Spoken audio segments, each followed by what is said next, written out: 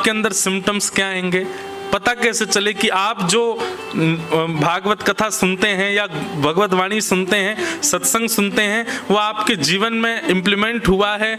उसके फिर सिम्टम्स क्या होंगे? वाचा मनसेन्द्रियैर्वा बुद्ध्यात्मना भानुषित स्वभावात्। प्रसिद्ध श्लोक है, करोमि यत् सकलं परस्मै नारायणायेति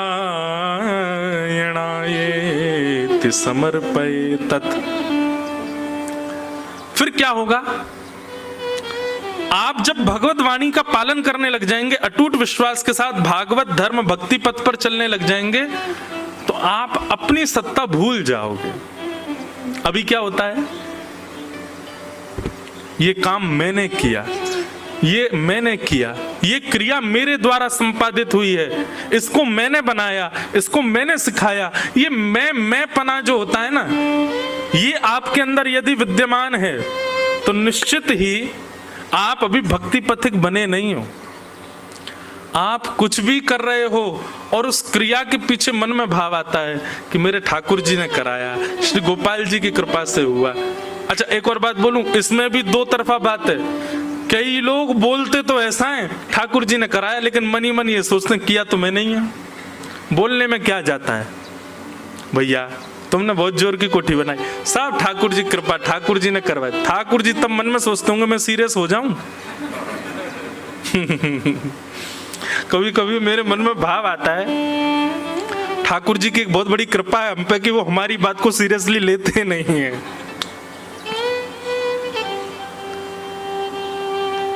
तेरा तुझको अर्पण क्या लागे मेरा, ओम जय जगदीश हरे। ठाकुर जी इस बात को ना ऐसे ही नकार देते होंगे, ठीक है बोले मत ज्यादा। तेरा तुझको है। भगवान कभी सीरियस हो गए तो क्या होगा? ये सब आपका है नाथ, मेरा घर आपका, मेरी गाड़ी आपकी, ला चाबी दे घर की, निकल तू जा, ऋषिकेश में रह गंगा किनारे। भगवान मैं तो बस बोल रहा था, आप सीरियस क्यों हो गए? ठाकुर जी की बहुत बड़ी कृपा है कि वो हमारी बात को सीरियसली लेते नहीं है। लेकिन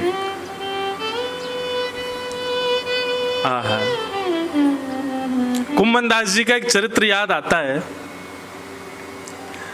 कि कुम्मन दास जी जिस कुटिया में रहते थे, मैं बताता हूँ कभी कभी कथा में, उनके बगल वाले कुटिया में एक वैश्या रहती थी।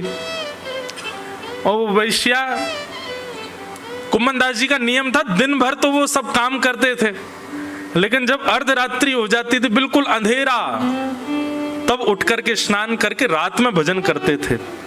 क्यों? बोले रात में सब सो रहे हैं, शोर शराबा नहीं, ध्यान लगेगा, मन लगेगा, रात में बैठ करके भजन करते थे। और वैश्या के भी प्रेमी सब रात को ही आते थे, रात भर वहां पर भद्दे गीत गाए जाते, नाच गाना होता। और उन सब से कुम्मन दास जी को थोड़ा बहुत तो कष्ट होता ही था। बेचारे वो श्री कृष्ण शरणम मम जाप कर रहे हैं और वहां बगल वाली कुटिया से भद्दे गीत गाए जा रहे हैं, उल्टे सीधे नृत्य किए जा रहे हैं, जोर जोर की आवाज करी जा रही है। कुम्मन दास जी को लगता कि भाई जब इसका तीव्र स्वर मेरे भजन में बाधा बन रहा है तो मैं भी तीव्रता से भजन करूंगा। तो जो करते थे श्री कृष्ण शरणम मम, वो भी जोर जोर से गाने लगे, श्री कृष्ण शरणम मम, श्री कृष्ण शरणम मम, श्री कृष्ण। जितनी तेज आवाज वैश्या के भवन से आवे गीतों की, उतनी तेज आवाज में कुम्मन दास जी कीर्तन करने लगे। अब वैश्या तो परेशान हो गई। वैश्या बोली ये बाबा बड़ी जोर जोर से गा रहा है। प्रेमियों से कह दिया, बोले कि देखो ये हमारे हमारे हमारे आनंद में विघ्न डाल रहा है। बाबा वो क्या करें? बोले इसकी कुटिया जला दो, कुटिया जल जाएगी तो कहीं और चला जाएगा। प्रेमियों ने जाकर के कुम्मन दास जी की कुटिया में आग लगा दी। कुम्मन दास जी, हम आप सब लोग होते तो हम क्या करते? तुरंत पानी मंगाओ, जे करो वो करो, आग बुझाओ, अरे मेरा घर जल गया, हाय राम, सिर पकड़ के रोते। कुम्मन दास जी ने तो अपने ठाकुर जी समेटे, बाकी सब सामान वहीं छोड़ दिया और दौड़ करके ठाकुर जी को उठा करके ठाकुर जी को लेकर के भागे। बस एक बार ठाकुर जी को कहा, हे ठाकुर जी, ये मेरा घर थोड़ी था, ये तो आपके लिए मैंने छप्पर बनाया था, आपको धूप ताप बारिश आदि की कोई विघ्न ना लगे, आपकी कुटिया थी नाथ। मेरी कुटिया तो जल जाए, मेरा तो सब कुछ खाक हो जाए, मुझे कोई चिंता थोड़ी, पर ये आपका था नाथ, कैसे जल गया। इतने विश्वास से जब ठाकुर जी से थोड़े विरह में आकर के जब कुम्मन दास जी ने बात कही, ठाकुर जी बोले अरे अभी बताऊं। सोई पवन देव से कहा, बोले ऐसे बहो कि कुम्मन दास जी की कुटिया की आग की लपटें इस वैश्या के घर में जाएं। जोर की हवा चली, आग तो लगी थी कुम्मन दास जी कुटिया में, पर वो लपटें सारी जाने लगी वैश्या के भवन में, और देखते ही देखते उसका भवन जल गया। वैश्या निकल करके आई बाहर, कुम्मन दास जी को गालियां देने लगी, चढ़ गई ऊपर, बोले कैसे तुमने मेरी कुटिया में आग लगा दी। कुम्मन दास जी बोले एक बात बता, तैने मेरी कुटिया में आग लगाई। बोले नहीं मैंने नहीं लगाई, मेरे प्रेमियों ने लगाई। बोले तेरे प्रेमी ने मेरी कुटिया जलाई, मेरे प्रेमी ने तेरी जला दी। प्रेमी प्रेमियों को लड़ने दे, मैं और तू काय को लड़े बीच में, लड़ने इनको ही। वहीं श्री नामदेव जी का प्रसंग आता है कि उनके कुटिया में आग लगी तो उनकी स्थिति क्या हुई। एक किनारे पर आग लगी तो नामदेव जी गए, घर के सारे सामान उठा उठा के मां डालने लगे। घर के लोग बोल कब पागल हो गए, नए का आग लगी है, तुमने बाकी सब उसमें क्यों झोंक दिया। बोले अग्नि भगवान का स्वरूप है, मुझे ऐसा लगा आज मेरे घर साक्षात ठाकुर जी पधारे, इतने से स्थान में क्यों बैठे, पूरे घर में क्यों नहीं आ रहे। पूरे घर में हम लोग सुन सकते हैं इस बात को, कर कभी नहीं सकते, करना भी नहीं। ढूंढवाएंगे लोग कहाँ है, व्यास को ढूंढ के लाओ, वो उसने सिखाया है इनको। ये तो केवल एक विनोद की बात, मैं केवल एक प्रसंग मात्र बता रहा हूं, लेकिन इतना भरोसा हमारा है ठाकुर जी के प्रति। कभी हम इस बात को कह दे कोई कि आपने बहुत बड़ी उपलब्धि प्राप्त करी, अरे सब ठाकुर जी की कृपा। ठाकुर जी भी जानते हैं उस समय आपको, केवल बात बना रहा है, कह रहा है दिखावे के लिए केवल कि ठाकुर जी की कृपा, लेकिन विश्वास नहीं है चित्त में इसको कि हाँ मैंने ही कृपा करके दिया। बस इसी को विश्वास में बदल दो, जो हो रहा है आपको सब ठाकुर जी की कृपा, सब ठाकुर जी का अनुग्रह, मैं कुछ भी नहीं कर सकता। एक बहुत सुंदर पद है ना,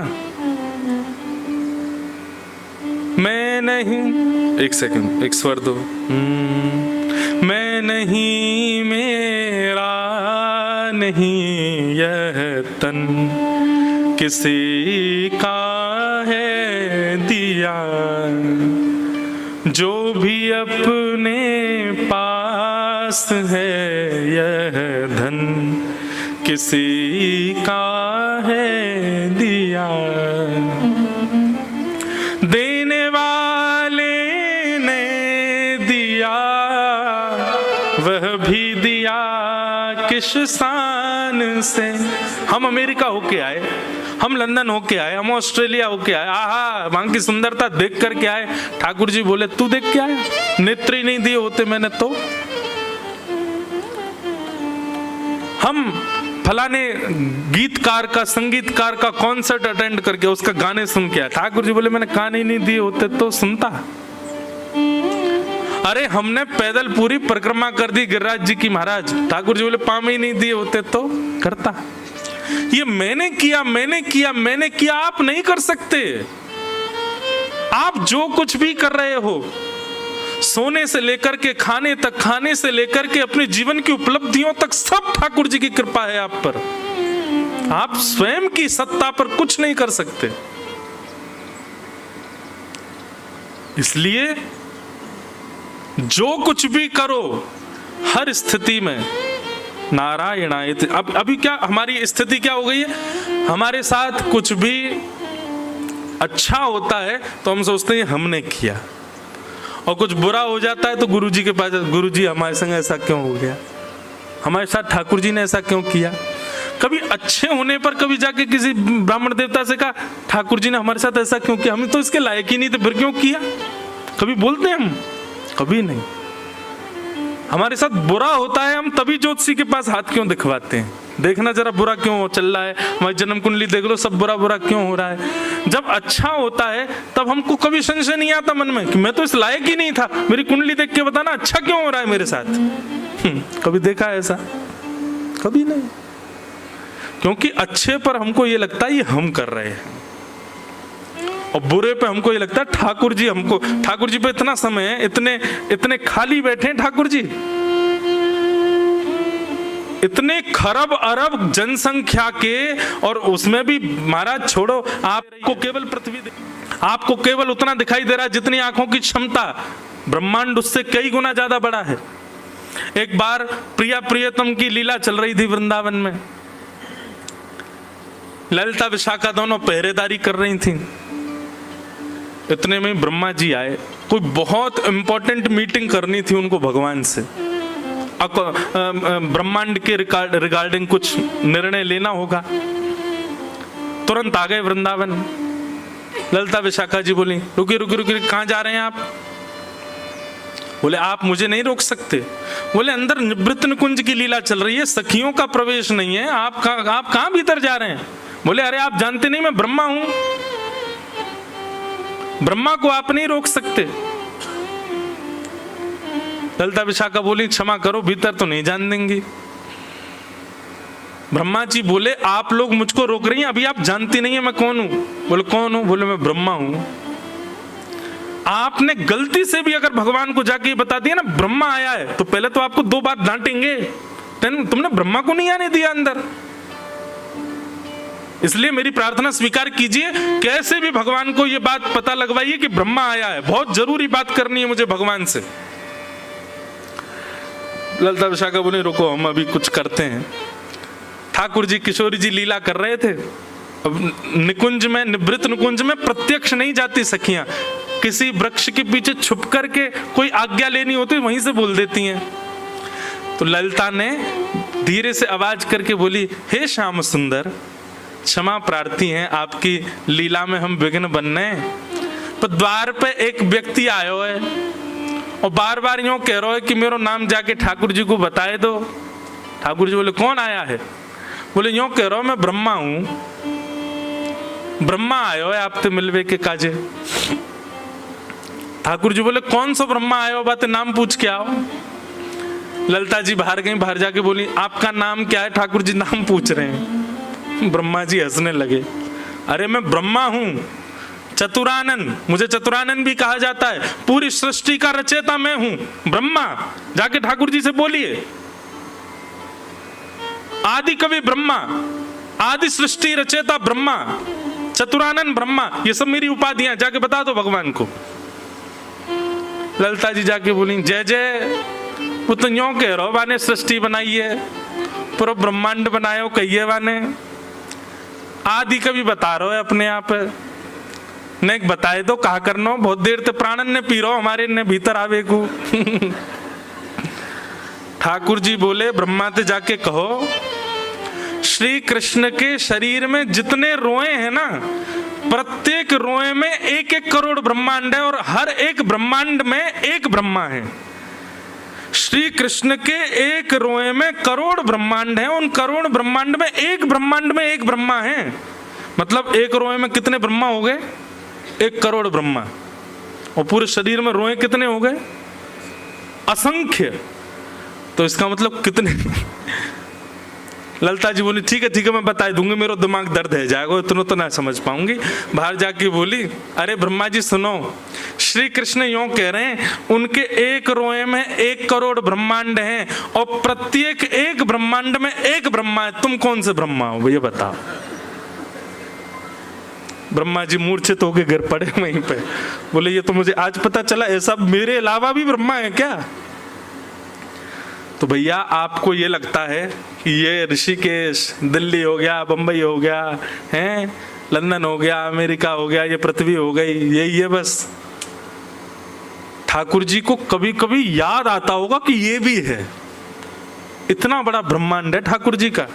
और उस ब्रह्मांड में, इतने विकसित ब्रह्मांड में ठाकुर जी को आपको कष्ट देने के लिए समय निकाल लें। मेरे जीवन में इतना कष्ट क्यों दिया भगवान? भगवान इतने खाली बैठे हैं क्या? उनको ये पता है क्या कि मेरे को क्या देना है जीवन में? इसलिए कष्ट आने पर कोसना बंद करो भगवान को। जो ठाकुर जी से आके कहते हैं आपने ऐसा क्यों कर दिया मेरे साथ, नाथ मेरा जीवन ऐसा क्यों कर रहे हो। भगवान ने इतनी सुंदर व्यवस्था बनाई है, इतना बढ़िया तो कोई इंजीनियर भी नहीं बना सकता किसी फैक्ट्री को, जैसा ठाकुर जी ने इस ब्रह्मांड को बनाया है। व्यक्ति अपने कर्म से भोगेगा अपने आप, जो भी भोगेगा। भगवान ने कुछ अपने हाथ में नहीं रखा कि इसको ये देना है, इसको ये देना है। कर्म सुधर जाएंगे तो बुरे कर्मों का फल कम हो जाएगा, कर्म बिगड़ेंगे तो सुधरे हुए कर्मों का फल कम हो जाएगा। अपने आप सब कुछ सिस्टमेटिक ढंग से अपने आप विविध रूप से चलता है। ठाकुर जी पर समय नहीं इतना वो हमें कष्ट देने बैठे।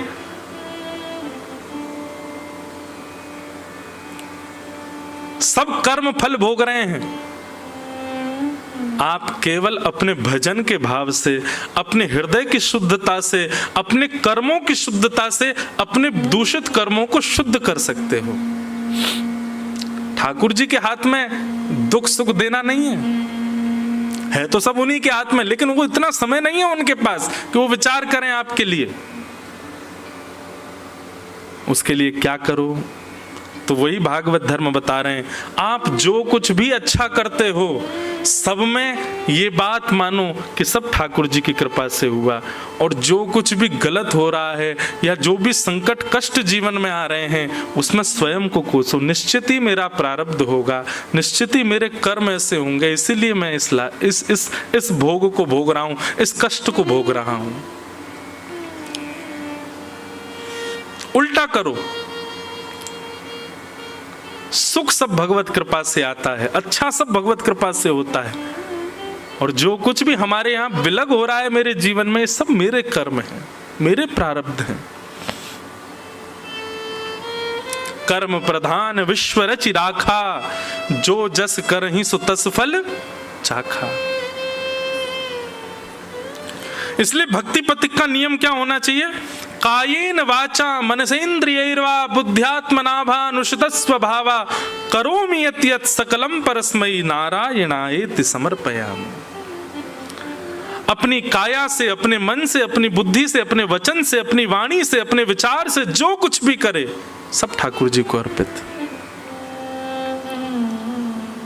मेरी कोई सत्ता नहीं है, मेरी कोई स्थिति नहीं, सब ठाकुर जी आपके अनुग्रह से हो रहा है। भगवत प्रिय जो होते हैं, ठाकुर जी के प्रिय जो होते हैं, वो लोग कैसे चलते हैं, वो लोग कैसे बोलते हैं, उनका स्वरूप कैसा होता है, उनका स्वभाव कैसा होता है, उनकी विचारधारा कैसी होती है, उनके नियम कैसे होते हैं, कृपा करके मुझे भगवत प्रियों के लक्षण बताओ। यहां पर ठाकुर जी के लक्षण नहीं पूछे, ठाकुर जी को जो प्रिय हैं। मैं एक बात कथा में कहा करता हूं, हमारा उद्धार, हमारे जीवन का कल्याण क्या है? हमको ठाकुर जी प्रिय लगे नहीं, ठाकुर जी के हम प्रिय हो जाएं। श्याम सुंदर सदा हमको प्यारे रहें, हम उन्हीं के रहें, वो हमारे रहें। श्याम सुंदर सदा हमको प्यारे रहें, हम उन्हीं के रहें, वो हमारे रहें। श्याम सुंदर सदा हमको प्यारे रहें, हम उन्हीं के रहें, वो हमारे रहें। श्याम सुंदर सदा हमको प्यारे रहें, हम उन्हीं के रहें, वो हमारे रहें। जिस डगर से मुरलिया की धुन आएगी, जिस डगर से मुरलिया की धुन आएगी, जिस डगर से मुरलिया की धुन आएगी, जिस डगर से मुरलिया की धुन आएगी, उस डगर पे उमरिया ये कट जाएगी, उस डगर से उमरिया कट जाएगी, उस डगर पे उमरिया ये कट जाएगी, उस डगर से उमरिया कट जाएगी, हे उस डगर पे उमरिया ये कट जाएगी, उस डगर से उमरिया कट जाएगी। उनकी तस्वीर मन में बनाए रहें, हम उन्हीं के रहें, वो हमारे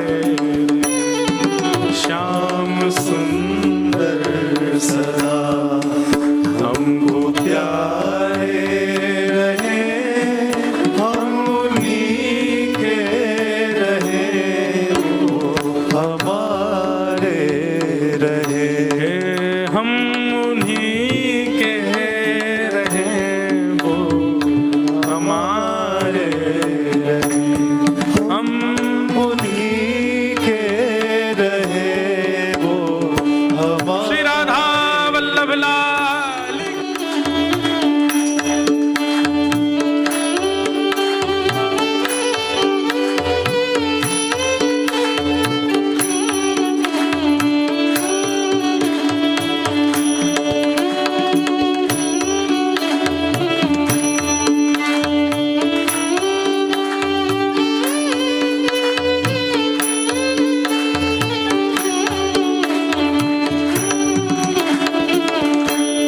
बंधुओं, जीवन का सबसे बड़ा सुख पता है क्या है?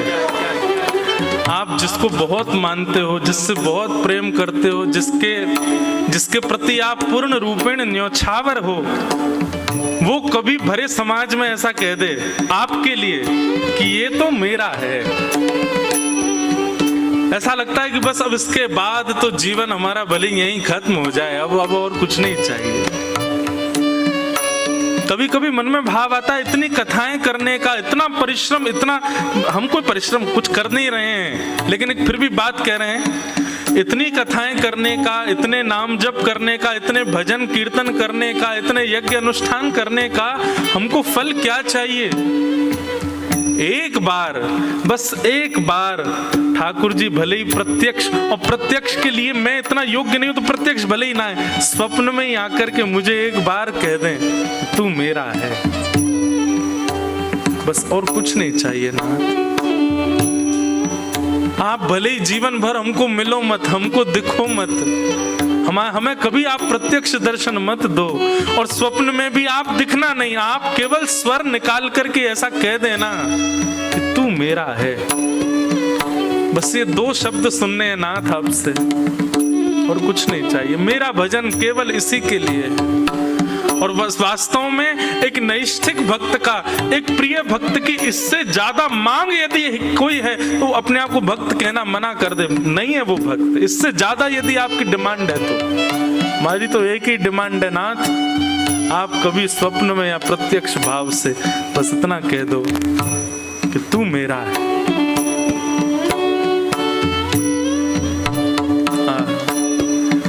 मोह माया की नदिया बही जा रही, मोह माया की नदिया बही जा रही, मोह माया की नदिया बही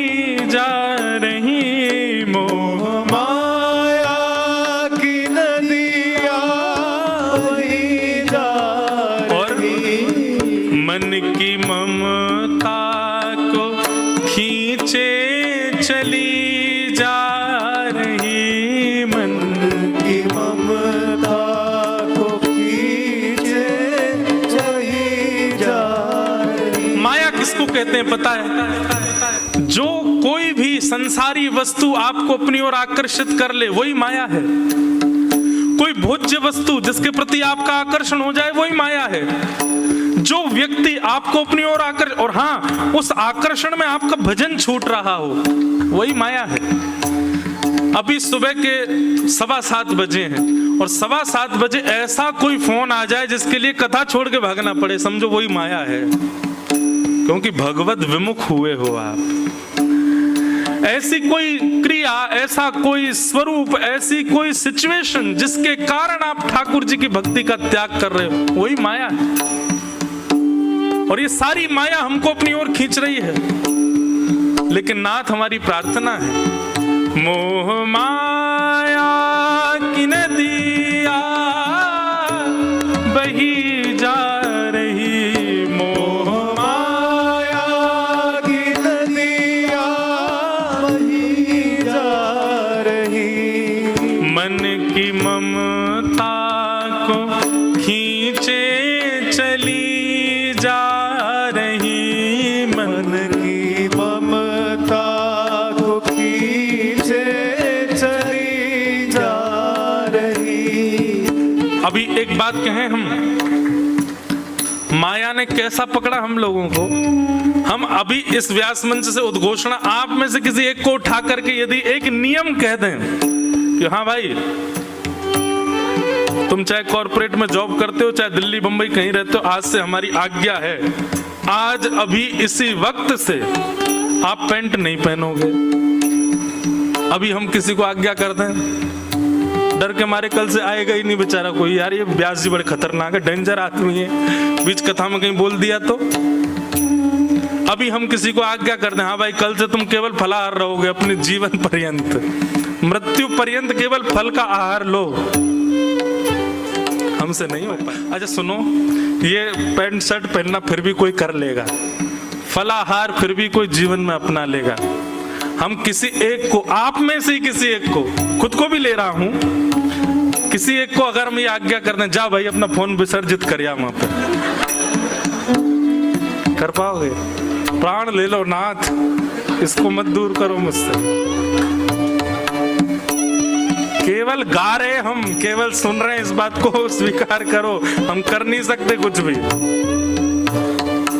लेकिन नाथ, मोह माया की नदिया बही जा रही, मोह माया की नदिया बही जा रही, मन की ममता को खींचे चली जा रही, मन की ममता को खींचे चली जा रही, मन की ममता को खींचे चली जा रही, मन की ममता को खींचे चली जा रही। हम भंवर में रहें, इस माया के, इस माया रूपी संसार के, भले ही नाथ हम भंवर में रहें, मतलब बीच में रहें, पूर्ण माया में रहें, और या फिर गुरु आश्रय में आकर के किनारे पर रहें, हम भंवर में रहें या किनारे रहें, हम उन्हीं के रहें, वो हमारे रहें, श्याम सुंदर सदा हमको प्यारे रहे, हम उन्हीं के रहे, वो हमारे रहे, है, हम उन्हीं के रहे, वो हमारे रहे।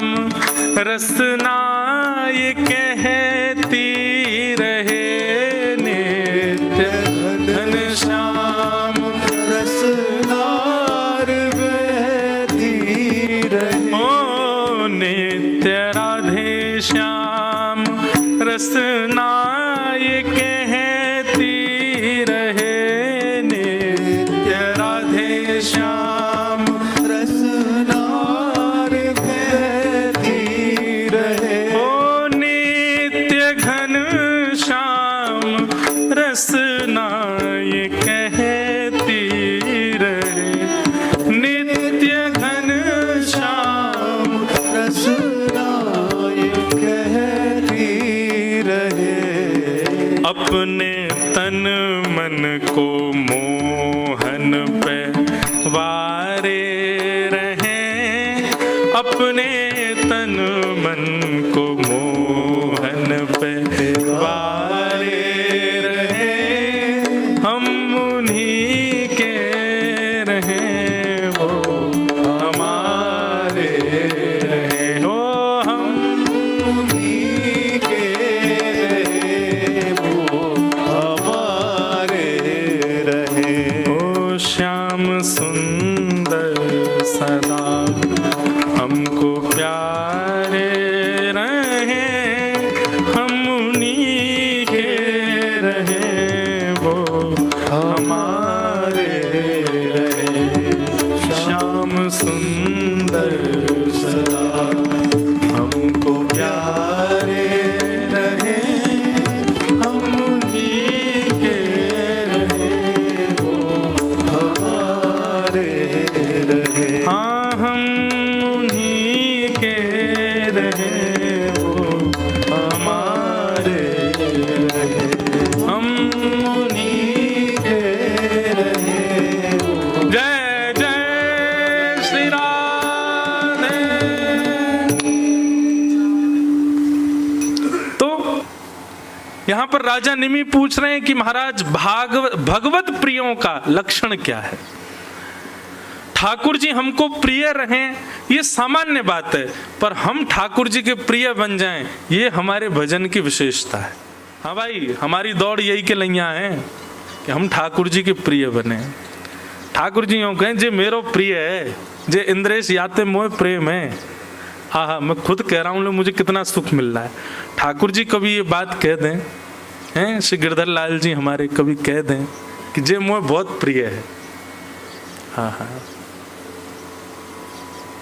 प्रियतम तू मोहे प्राणन्ते प्यारो, प्रियतम तू मोहे प्राणन्ते प्यार। बहुत अच्छा पद है, मुझे पूरा याद नहीं है।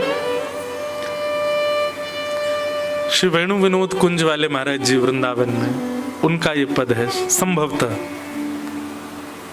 बहुत अच्छा पद, कल गाऊंगा निश्चित।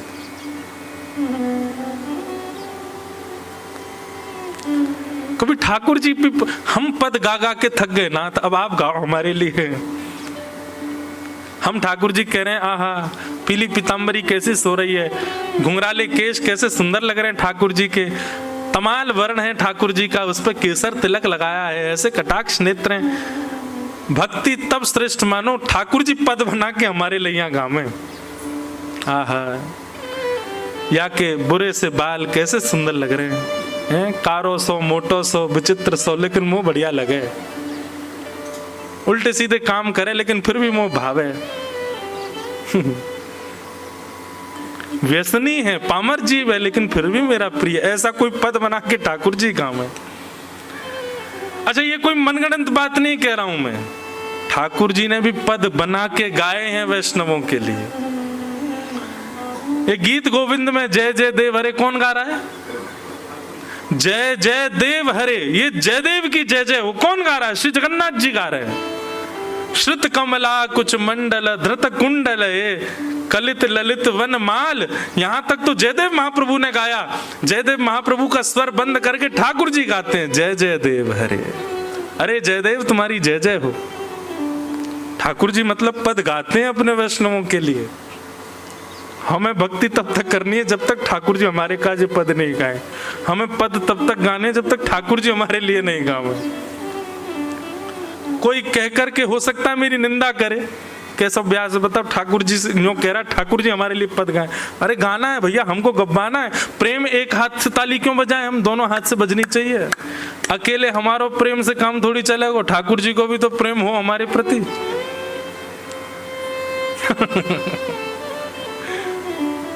अद्भुत। ठाकुर जी को जो भा गए हैं उनके सिम्टम्स क्या हैं, कृपा करके उनके बारे में मुझे बताओ। तब यहाँ हरि नाम के योगेश्वर उत्तर दे रहे हैं, ध्यान से सुनिएगा। ये लक्षण हैं आपके अंदर तो आप हरि प्रिय हो। हरि प्रिय का प्रथम लक्षण क्या है कि सर्वभूतेषु यः पश्येत् भगवत्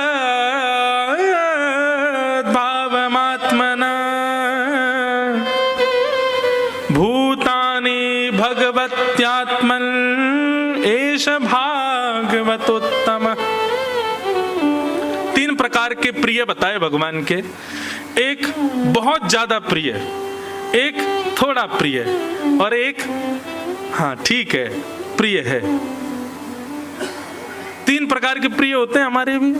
ये मुझे बहुत प्रिय है, इसके बिना मैं रह ही नहीं सकता। हाँ ये ठीक है, ये नहीं भी होगा तो भी कभी कभी याद आ जाती है, मध्यम प्रिय। और तीसरा प्रिय कौन होता है, सामने आ जाए तो प्रिय, नहीं मिले तो कोई बात नहीं।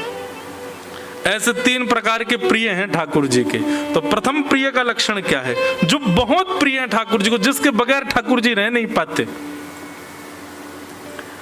उसका लक्षण क्या है, बोले सर्वभूतेषु यः पश्येत् भगवद भावमात्मनः। भगवान कह रहे हैं, हरि नाम के प्रजापति कह रहे हैं, जो जिसको देखे उसकी दृष्टि के आगे जो आ जाए वो उसमें मेरा कोई ना कोई भाव देखे, ये मेरे अति प्रिय का लक्षण है। और ये बात मैं दावे से कह सकता हूं, हम में से कोई भी नहीं है ऐसा। हम और किसी को क्या देखें, अगल बगल में एक दूसरे को देखो, तुमको दिख रहे हैं भगवान उसमें, ठाकुर जी का कोई स्वरूप दिख रहा है उसमें। कैसा लग रहा है धोंधू। हम में दिखेगा ही नहीं, हमको किसी में नहीं दिख सकता। भक्तिमती मीराबाई का स्वरूप ऐसा था। आप रसिक जनों के कभी चरित्र पढ़ो, चरित्र सुनो, उनके चरित्र में आपको देखने में मिल जाएगा कि वे जब किसी भगवत भक्त को देखते थे उसमें कोई ना कोई भगवत अंश देख लेते थे, उसमें कोई ना कोई भगवत भाव देख लेते थे। मीराबाई के विषय में मैं बताया करता हूं कि जब मीराबाई किसी को देखती तो कोई काला दिखता उनको, तो ना कह रहा हूं मैं, कोई ऐसा दिखता उनको तो सब तो कहते भाई काला काला काला। मीराबाई कहती कितनी कृपा, श्री कृष्ण ने तुमको अपना वर्ण दिया है, अपने वर्ण के रूप में तुमको चुन लिया है।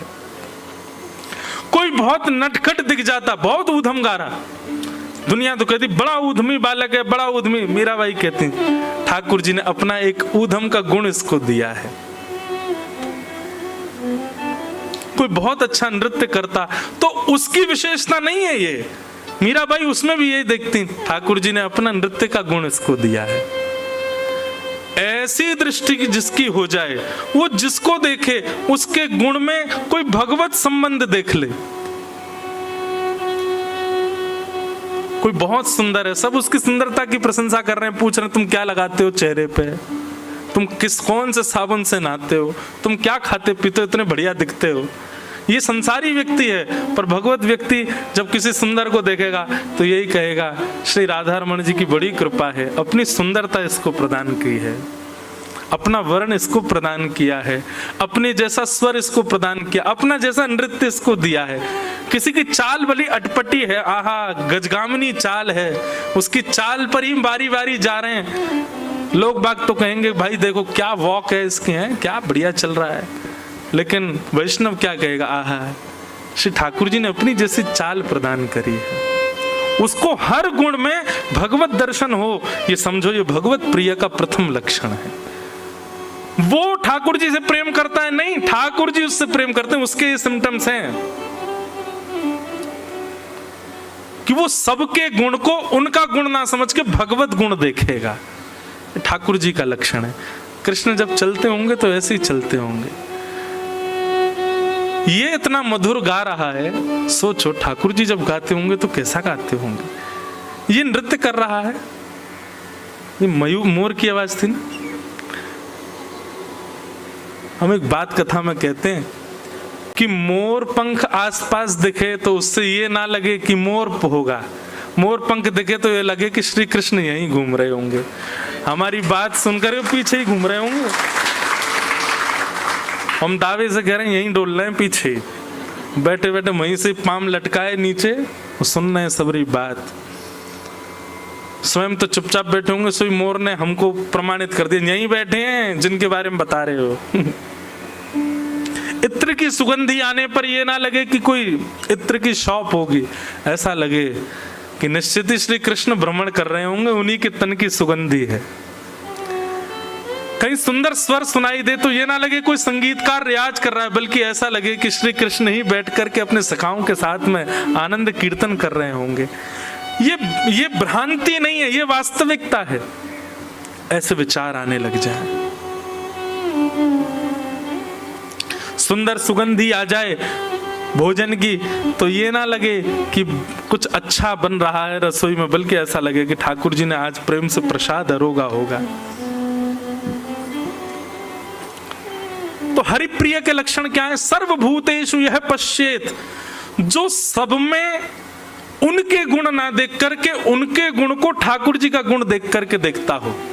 इसकी सुंदरता, आहा कितना सुंदर, उसकी सुंदरता नहीं, ये इतना सुंदर है, श्री कृष्ण कितने सुंदर होंगे। अपना सुंदरता का एक छींटा दिया है ठाकुर जी ने इसको, इतना अच्छा गा रहा है। अरे ठाकुर जी इससे मधुर गाते होंगे, ठाकुर जी के सुंदर गायन का एक अंश मात्र है इसके अंदर।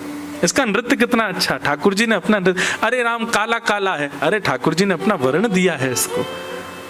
सब लोगों में जब देखे तो भगवत भाव का दर्शन करे।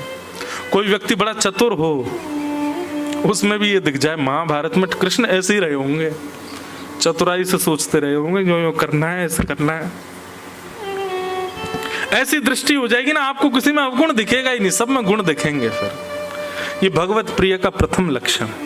सर्वभूतेषु यह पश्येत भगवत भावमात्मनः, भगवत भाव का सब में दर्शन करे, ये वैष्णव हरिप्रिय का प्रथम लक्षण। और दूसरा लक्षण क्या है? बोले दूसरा लक्षण कह रहा है कि जब सबको देखे तो सब में भगवत भाव का दर्शन करे, और जब ठाकुर जी को देखे तो सबको भूल के इन्हीं को सब कुछ मान के देखे। जब तक भार था तब तक इसमें ये गायन का गुण, इसमें नृत्य का गुण, ये सुंदर है, ये धनवान है, आदि आदि ये सब दिख रहा है। पर जब जैसे ही ठाकुर जी के सामने गया सबको भूल जाए, सब कुछ यही तो है।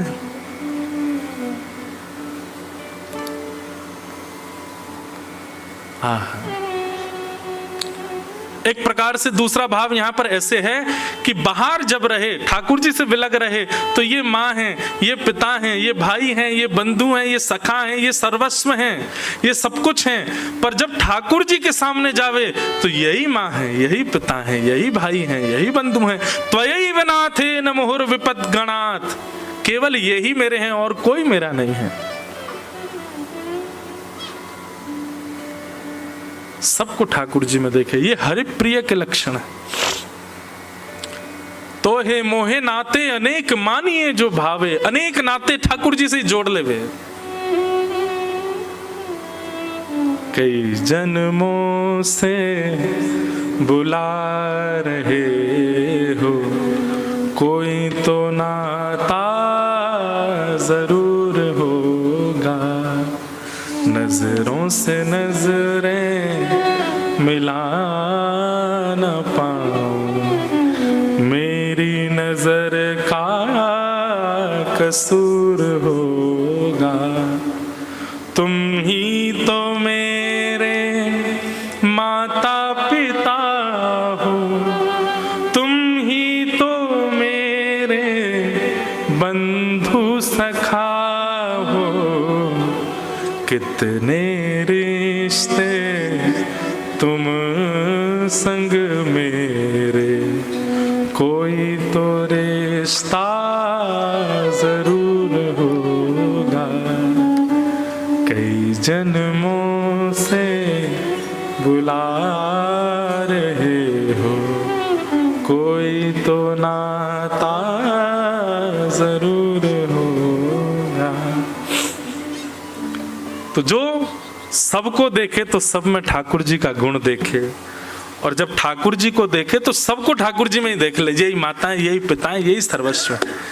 मतलब जब मंदिर से बाहर है तो ये माँ है, ये पिता है, ये आदि आदि सब लोग हैं, लेकिन जैसे ही राधा रमण जी के सामने जावे तो यही मेरे माँ है, यही मेरे पिता है, यही मेरे सर्वस्व है। ये हरिप्रिय के प्रथम लक्षण है।